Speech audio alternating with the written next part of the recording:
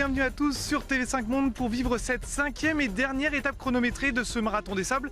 Une dernière étape longue de 42 km, un vrai marathon. Les organismes ont été mis à rude épreuve durant cette semaine de course. Et ceux qui ont beaucoup de travail, c'est eux, les médecins, les docs de ce marathon des sables. C'est parti, suivez-moi. Le poste médical du Marathon des Sables est une vraie clinique ambulante. Au quotidien, 400 concurrents se pressent pour se faire soigner.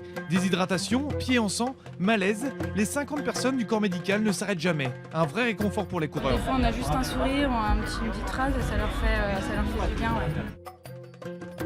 Les médecins, infirmiers, urgentistes présents travaillent un peu partout à travers le monde. Ils se retrouvent durant cette semaine de compétition, prêts à toutes les interventions. Au total, c'est 3 tonnes de matériel médical qu'ils déplacent au quotidien. On est complètement équipé, on a tout ce qu'il faut au point de vue matériel, équipement pour pouvoir répondre à toutes les demandes, à tous les besoins nécessaires ici pour tout type de concurrents.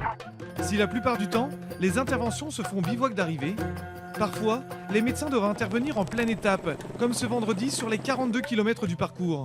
Au plus vite, l'hélicoptère médical et Patrick Bauer, le directeur de course, se rendent auprès du coureur avec toute leur attention. Après un premier bilan, il décide alors de son évacuation, ou non. Si physiquement il est ok et physiologiquement ok, il pourra repartir reperfusé. À voir. Rien de grave ce matin pour cet athlète qui sera tout de même évacué vers le bivouac. Pour lui, la course se termine, mais la santé et l'intégrité physique priment avant tout. Place à la course à présent avec la 5e étape, une vraie étape marathon, 42 km entre le Djebel Emrayer et le village de Merdani. Une étape clé, puisqu'il s'agit de la dernière étape chronométrée de ce marathon des sables. À la fin de la journée, le classement sera figé. Et chez ces dames, après l'abandon de Laurence Klein lors de l'étape longue, Megan X, déjà leader au général, prend rapidement les devants de la course. L'américaine termine 2e de l'étape, mais c'est bien elle qui remporte cette 28e édition. C'est une course terrible, mais incroyable. Je suis ravi de gagner. Au classement général final, Megan X s'impose avec 1 heure d'avance sur les Britanniques Johanna Meek et Zoé Salt.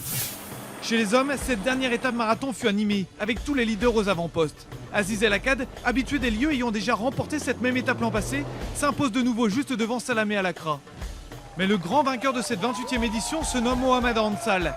3e de l'étape, il s'impose pour la 5e fois sur le MDS.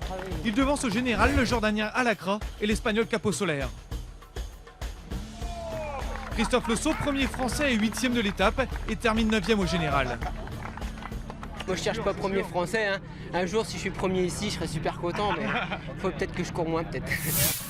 Mohamed, à tout honneur, tout seigneur Mohamed, vous remportez votre 5e marathon des sables, c'est tout simplement incroyable. Ah, vraiment, je suis très content de gagner ce marathon-là. Vraiment, c'est très difficile.